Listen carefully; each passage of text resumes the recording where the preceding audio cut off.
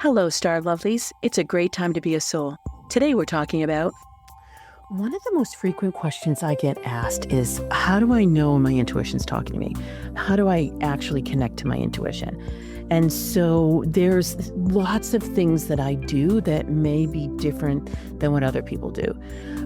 So this episode, I want to talk all about intuition, and I want to look at it across a range. I want to look at it from like a beginning, an intermediate to an advanced, for lack of a better word, right? And the only difference between the beginning and the advanced is practice.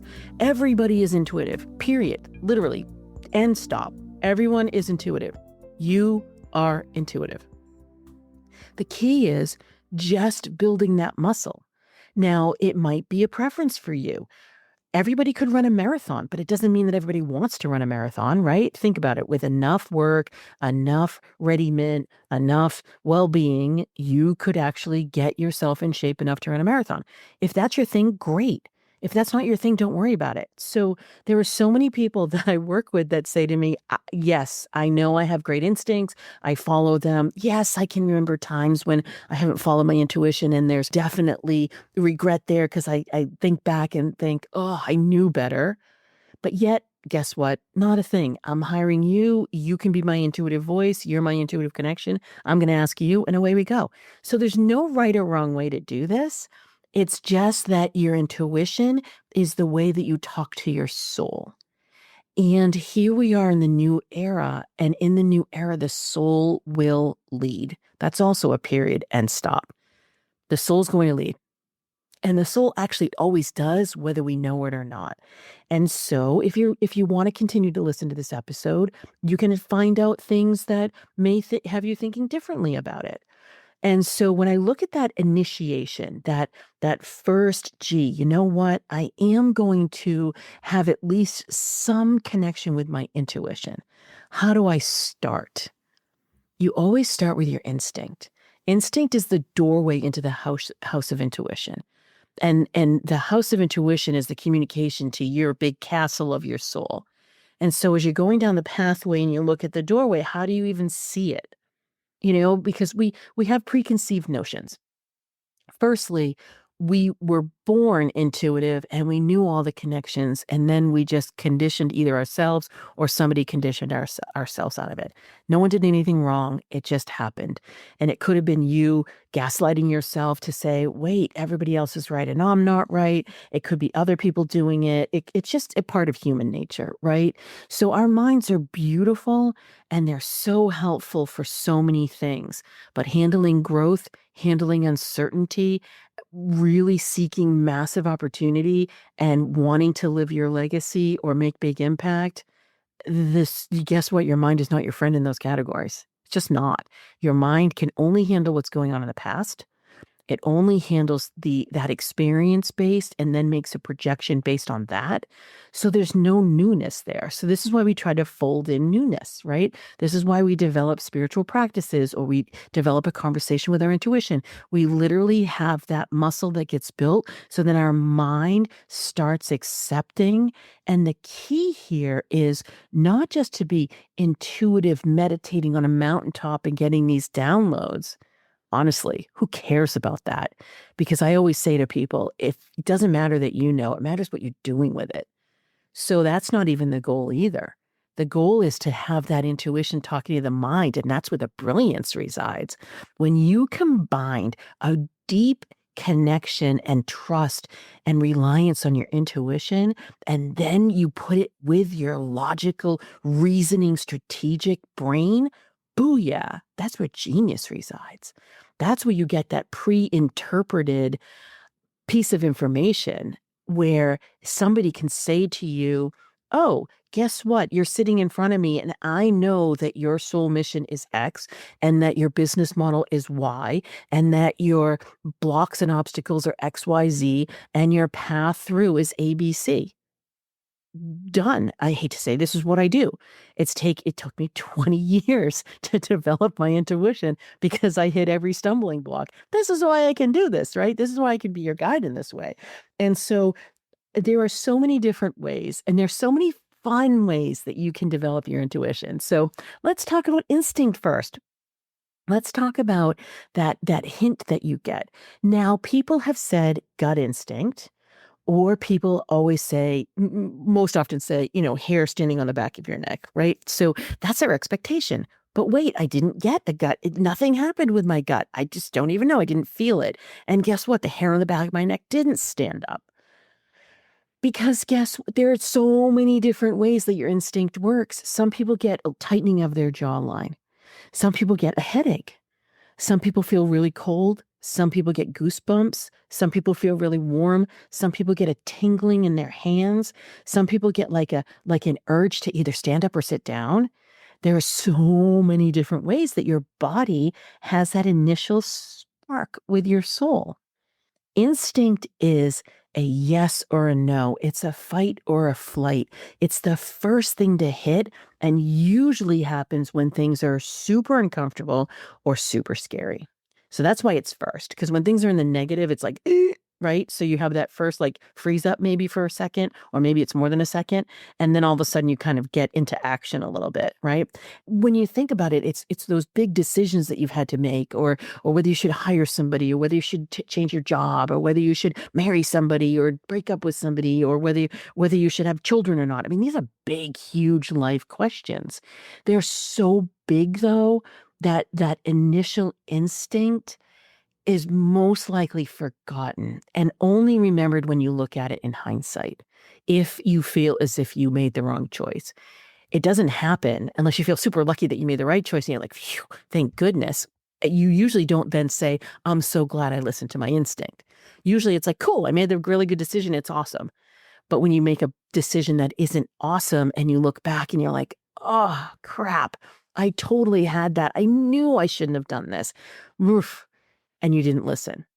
Here's the really good news is that your soul is always going to want to have a conversation with you. No matter if you're 100 million years old and you haven't listened to your soul in 100 million years, your soul is super patient, waiting for you, loving, unconditionally at the ready. So that's way good news. The second good news is your body's always going to give you indicators. Always. Your body, that's just the way it works, right? So your soul decided to inhabit this body and your body's like, cool, I'm going to so help you and I'm going to be the record keeper for you, right? Yay. So this is why your body holds things. So when you're feeling tension, when you're feeling, any digestive issues or tightness or whatever, your body's keeping a record. And so the more we can align with our soul, the more we're like, our body's like, cool, I don't have to hold on to this anymore. So if you want to know how your body talks to you, if you already know, perfect. But if you want to know how your body talks to you, then close your eyes for one moment. Take a nice deep breath in. And you can ask yourself a question. Question could be, what's my name? How old am I? What date is my birthday? Let's do what date is my birthday. And when you think of your birthday, right, whatever your birthday month and day is, you don't even need to get the year. Ask that and your body responds. And it most likely responds with almost a non-response. Just as grooving. It's like, yep, that's true. Your body knows truth. Then if you ask yourself, wait, what is my birthday? And you come up with a different month and day, pay attention to what that is, what's happening in your body. Say your birthday is April 1st. Okay, my birthday is April 1st, and my body just loves it. It's all groovy. And then if I say my birthday is actually May 12th, nope, not true. So you'll feel something, and you can practice with this every once in a while. And again, that's why I give you a handful of questions. And you can just practice with it and see if you can get that relationship with your body, because a no is a negative and you're going to feel that. But it's a subtle one because honestly, it's like, do I really care if I say the wrong birthday or say the wrong name or say the wrong sun sign or say the wrong, person I'm with, like maybe, or my wrong address or whatever. So this is just something that you're going to want. It's really subtle. It's just a practice round. But that's a really good way to think about how your body talks to you. Because then when you become attuned to that, you'll know when you're sitting in front of somebody and you're thinking, should I hire this person? And that could be someone on your team or the next vendor, next service you're going to hire for. Should I do this offering? Is this branding right for me? Should I take this podcast episode, interview? Should I write this article? How should I answer this email? Oh yeah, no, your instinct is going to give you those yes or no answers. That how question a little bit less so. That's where you're getting into your intuition. So getting to know your instinct is that first initial opening of the door. And what you're trying to do right now is figure out what the door looks like. And that's what we just did. Then next, when you start getting like, okay, you know what? I definitely want to enter the house. There are rooms in the house. So we're going to kind of talk about the rooms in the house really quickly. So the rooms in the house, there are definitely there are rooms on the first floor. They're easier and they're more like the magical tools. We get to the magical systems on the upper floors, and then we get to no system, no tool or anything, and we're blowing out the roof of the house in the best possible way. So if we're in those first floor rooms, what we're looking at things that really connect with you. And honestly, the reason why I have developed my Do You Know, Like, and Trust Yourself method is because I want to guide you to live your soul mission. And in order to be able to live your soul mission, you want to be able to connect to your soul. And there are different ways to do that. And back 20, 25 years ago, it was all go do yoga, lay on the yoga mat, or go sit in meditation and good luck. And it frustrated me because my mind ran amok. It was so infuriating. It took me like a decade. So that's part of one of the reasons why I don't want you to have to go through that, because it was so annoying. So if you go to that website and you take the 12-question quiz, what you're assessing is your initial reaction. So if it's through your mind, you're going to come out with either the wise strategist or intuitive visionary. Wise strategist is very methodical, very masculine, very linear in its approach. The intuitive visionary is very flowing and very kind of spirally and a little bit chaotic in her approach. If you enter the world through connections, through other people, through your heart, you're either going to be a collaborative explorer or a ruling warrior. The ruling warrior is more masculine, much more, summit climbing, achievement making, whereas the collaborative explorer is much more influence for impact, much more, cooperative, team oriented, people oriented. So the collaborative explorer looks outward first and then inward. The ruling warrior looks inward first and then outward. Just a difference. Neither one of them is better or worse. It's just different. If you enter your world through action or inaction, you're going to come out as a creative superstar or a loving alchemist. The more masculine approach is the loving alchemist, only because the power of the core is so strong. The creative superstar is more flowing, that more feminine, like reaching to the edges and creating for creation's sake. And with each one of these signatures, there's positivity and there's things that we're working on. But it gives us a really good map about how we enter into the world, how we make choices, how we make decisions. Are we a who person, which are the collaborative explorers and the ruling warriors? Are we a what person, which are the wise strategist or the intuitive visionaries? Or are we an action or non-action person? That's the creative superstars and the loving alchemists. This matters because this gives us an ability to walk down a road that has lots of different tools and maps and helps us with our affinity. So as I'm going through these rooms in the house, if you like to enter things through your mind, then you're going to be looking for things like oracle cards or pendulums or anything divination, which is on the second floor. So unless you have it pre-interpreted like I do for the stars, or whether you like to journal or not, and that's super helpful with really good prompts. Then another room can be vibratory. So that's more in that energetic flow. And that's where you get crystals and you have tuning forks or sound baths. You've got colors and auras and chakras. That's another room that you can open up in, and there are tools there for you. So if you like to come at things through connection, that's a really good room for you to be in and explore. Oh my goodness, should I surround myself with a color that might be really super easy? Do I want to get into my chakra systems and do some things with that? These are all great things, but there are a million choices. And yes, each one of them helps you develop your intuition because they get you out of your mind or they keep your mind occupied so that you can actually give space for your heart and soul to talk to you. The people that told you to do yoga, they weren't wrong. That was just step Z for some people. I want to give you A, B, C, and D. Those are two of the rooms. Two of the other rooms on the first floor, one is cycles and seasons. This is where the elements come in: fire, water, air, and earth. And knowing those are really, really helpful. And knowing what you love in those are really helpful. The cycles of the day, the days of the week, the months of the year, the seasons of the year. This is really super helpful for you too. So you may still love the Gregorian calendar that starts on January 1st, but maybe want to go a little bit more energetically in what those seasons look like. Or it could be as simple as appreciating that there are seasons. So there's a time to extend and go out and be really outward, and there's a time and a cycle for going inward.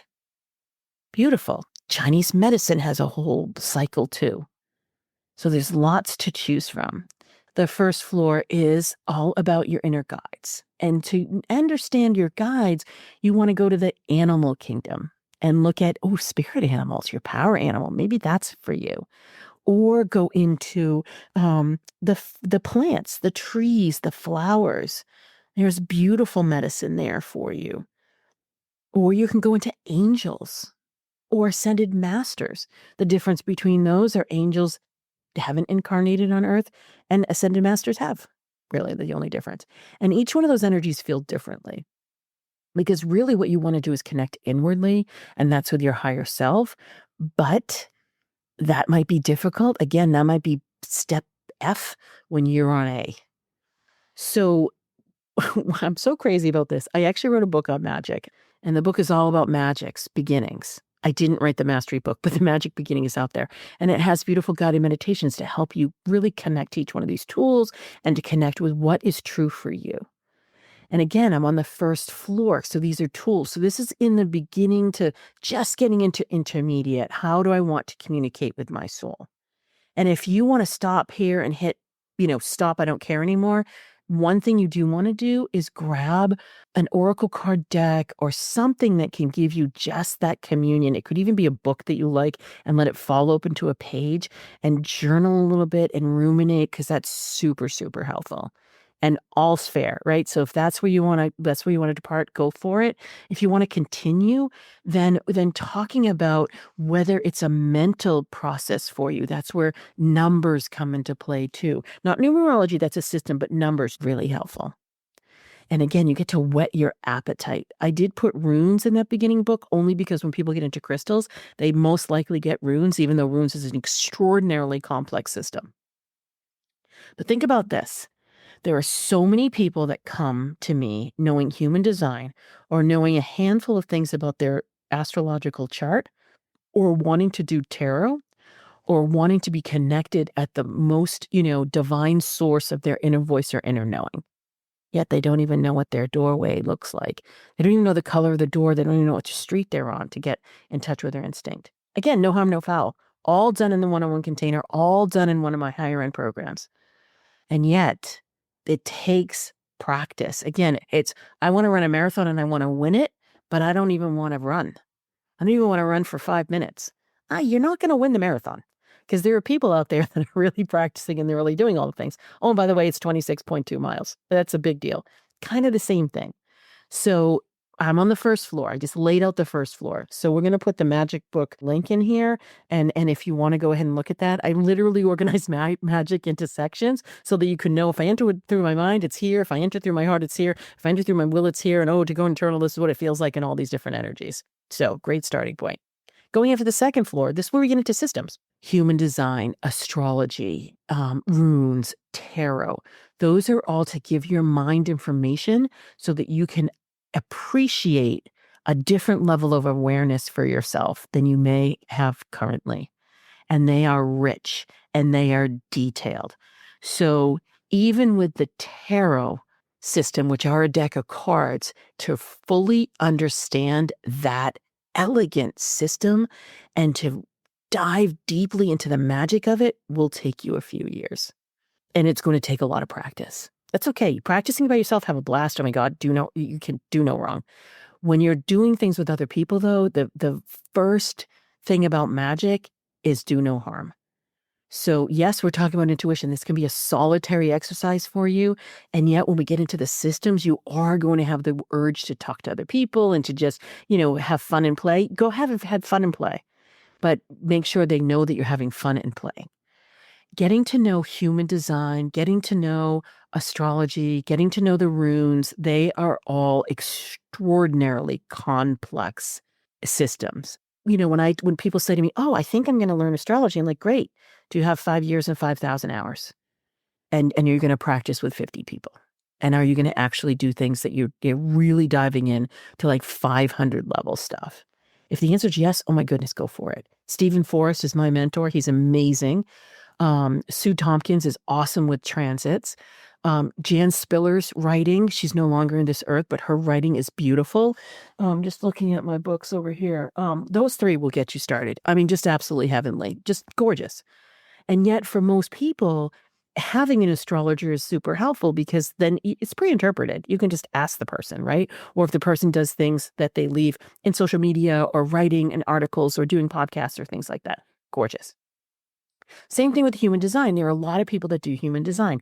Now, human design, just like astrology, gets a bad rap because people will know their human design, and so they'll have 3 or 4 things. It's kind of like saying in astrology, well, I'm a Scorpio or I'm a Sagittarius, and maybe you might know one other thing. My Mars is in X.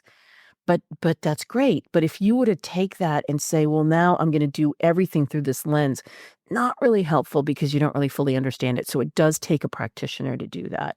And so for human design is the same way, even though it feels lighter just because it's a newer system, it just hasn't been imprinted into the earth for a long time. So it doesn't feel as sophisticated, but it is because it combines the I Ching, it combines the Kabbalah, it combines the Hindu chakra system, and it combines astrology. So think about that. It's 4 systems in one.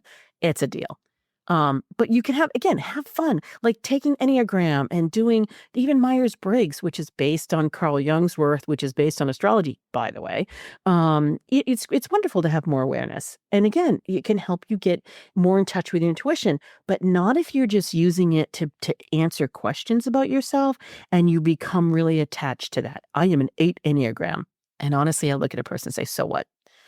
So what? What does that mean for you? How do you enter your life? How do you make decisions based on that? Is it actually influencing what you're doing in order to be able to live your life fully? And if so, beautiful. That's amazing.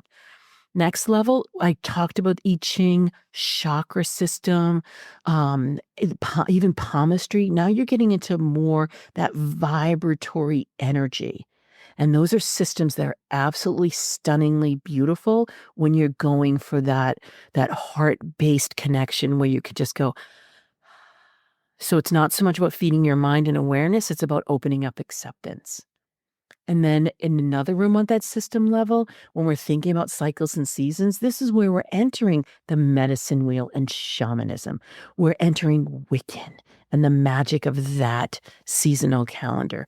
We're entering the system of herbs. We're entering the system of plant medicine. Then when you go in and you look at that second level of guides, the goddesses are second level. They're just because it's more inward than outward. You can beautifully go into an angelic energy, and they're so kind and so willing to accept you where you are that, oh my goodness, it's like the world opens and you're like, oh, this is so great. I feel something that I haven't felt before. When you go into the goddess asks something of you. The goddess is like, what's inside you that I'm going to connect to? And it may be awakened or not. And all of a sudden you're opening more to yourself. It's perfect. Same with the gods. Same with when you get to things when you're looking at crystal grids, or you're looking at ley lines with the earth, or you're looking at intergalactic cosmic connection. When you're doing Akashic record access, when you're walking through time and space and you're looking at soul DNA. This is all getting deeply into opening up more of you so you can accept more of your soul. These are all beautiful. They're amazing. Every single one of these systems, there's no harm, no foul, and there's probably 1,000 I haven't even mentioned because my goal wasn't to mention all of them. My goal was to give you a little bit of a hint of what's in the rooms. and to explain that there are different floors only because you can have a appreciation of how sophisticated something is and say, huh, you know what? That's not really my gig. I don't want to know that for myself. I'm going to go to somebody. Or that's not really my thing. I mean, there's so much. Numerology is coming in, sacred geometry is coming in for me right now, saying, mention me, mention me. There's channel writing. There's huge creative ecstasy that you can go on. It's so rich because we are so unique. So one of the things that I said to the start of this was your conversation with your soul and that's your intuition is as unique as you are. And you say yes to that. And then, okay, there's lots of things out there. I'll revisit. Do I want to go into it with more of a mental divination, understanding who I am? Maybe that's a first step for you, or maybe that's the first and last step for you. Do I want to go with my heart and be really truly connected to my own energy and connect to the energy of other things or people or planets or situations or places on Earth? Or do I want to go into that action-oriented inner guidance mechanism that's filled with yeses and nos and cycles and creation itself? It's not as if I just went into a beginning, middle, and an end with that, by the way. They're not. They're each as rich in the beginning and the intermediate and the advanced, each one. And you can have a lane and you can pursue that lane for as long as you want. And in that lane, you can gain everything you need to be able to open up to your intuition and let your soul speak.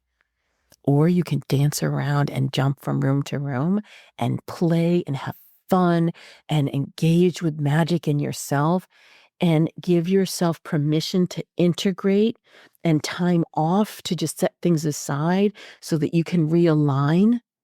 But this is such a fun, beautiful house to live in. And it's one that we can choose to dance in or not. It's one that we can spend as much time in or not. And it's one that we can share with others or not. Your intuition is here to help you communicate with your soul. And it is time for your soul to lead. And so welcome to the new era where you do let your soul lead you to success. Thank you for listening, and stay tuned for more ways to use the stars strategically to align with your soul purpose, reclaim your power, and increase your prosperity. Please rate and review your favorite episodes, and remember to check out my website at kimwoods.com for my latest forecasts, articles, and offerings.